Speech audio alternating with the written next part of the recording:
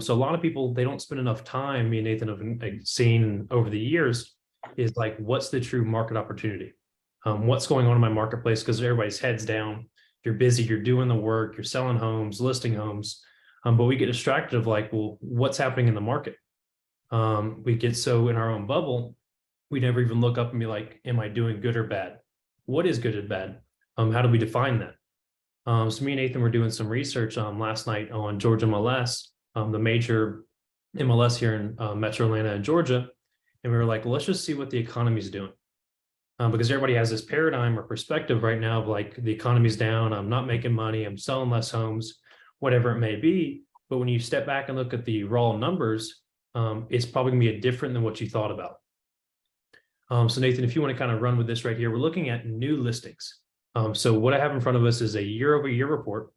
This is Metro Atlanta, but as you can see here, nationwide or in a specific large metropolitan area like us, here in Atlanta, it's pretty much the same trend nationwide and in Canada for that matter as well.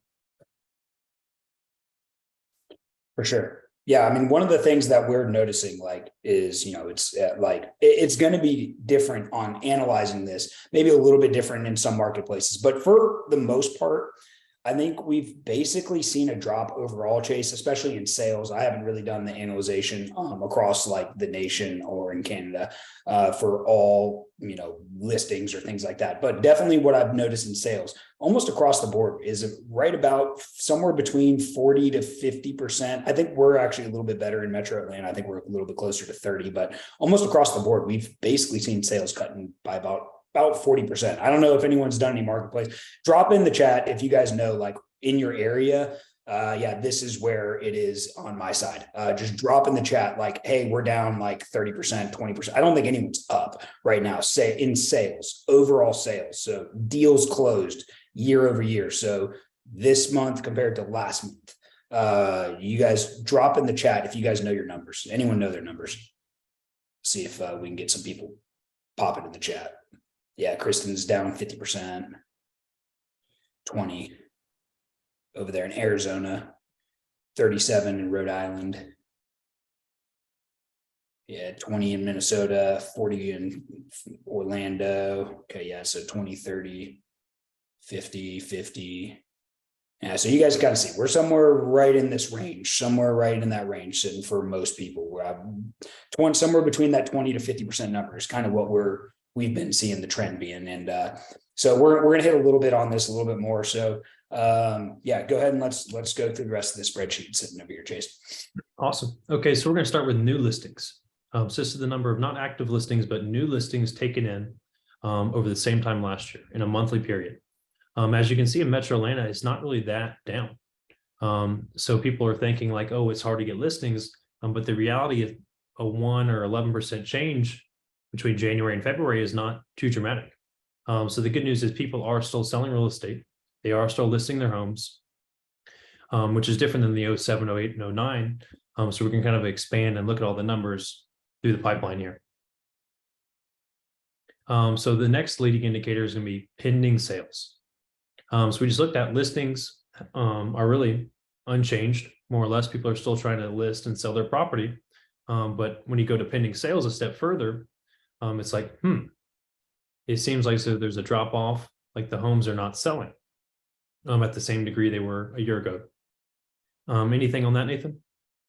Yeah, I mean, it's like, it's kind of one of those things. It's like, okay, we're seeing the homes, and also we're a step earlier in the pipeline. So, one's going to be a leading indicator to the next. So the pending sale report percentage being down is a leading indicator to the listings. So basically the listings is obviously we're seeing that trend a little bit better. If you scroll back up, Chase, we're seeing this trend a little bit better. So we're starting to see that trend, and that's basically going to be the next 60-day cycle, right? Whatever we're seeing on the new listings is going to be basically trending in the next 60 days. So, it being down 1.2%, sales, we should probably be seeing the pending sales. My guess is in April, looking a little bit better. We'll see what it looks like in April, but that's my assumption when I start seeing this. So you're going to see the trends almost kind of occur like that. Chase, you see kind of see what I'm saying on that, because the new listings is going to end up going into the pendings, which is going to end up going into the closed. So that's essentially your pipeline when you guys are really looking at this thing. One leading indicator is the leading indicator of the next thing.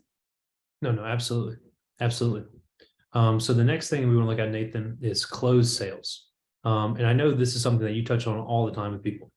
Is people all come to us all the time, Nathan, each and every day, and they say, hey, my business is down, or it's flatline, or it's equal to where it was this time last year. And then we always follow up question and say, well, based on your marketplace and your opportunity right here, are you selling more homes as a percentage of the total market share than you were a year ago? And most people are not asking themselves that question. But the reality is, given the fact that sales are down 20, 30, or even more percent as a total marketplace, but you're selling the same or almost the same number of sales as last year, your percentage of the market share is up. So Nathan, if you want to kind of expand on what that happens or what that means when the market flips and comes positive again, how does that determine someone's like market share and growth in a certain region? Yeah. So, I mean, I was sitting down with one member just recently, I would say about, I don't know, it was a few days ago. And he said, you know, my sales are the exact same as last year. He's beating himself up bad, like really bad. He's doing about $700,000 and he's just kicking himself.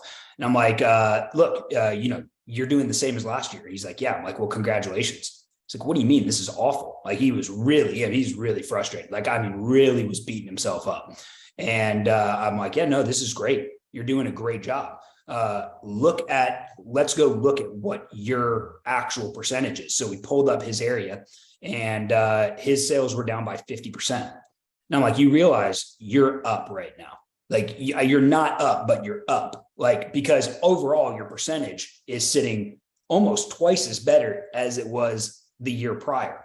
So when you really look at it, if you can keep that same market share moving forward, when the sales come back to where they were, you're going to double your business because you're 50% where it was before. So I'm like, you guys really need to have that realization that like, okay, how much is my market down? How bad are we down in sales? What's this whole thing look like? And that way, you know, when this whole market rebounds and the sales rebound, because I mean, let's be realistic. We still are in a housing shortage right now.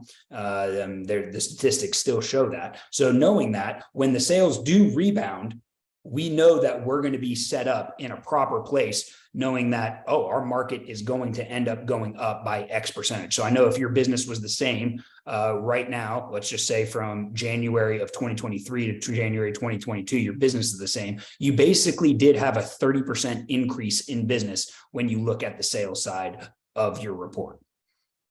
Looking here. Absolutely.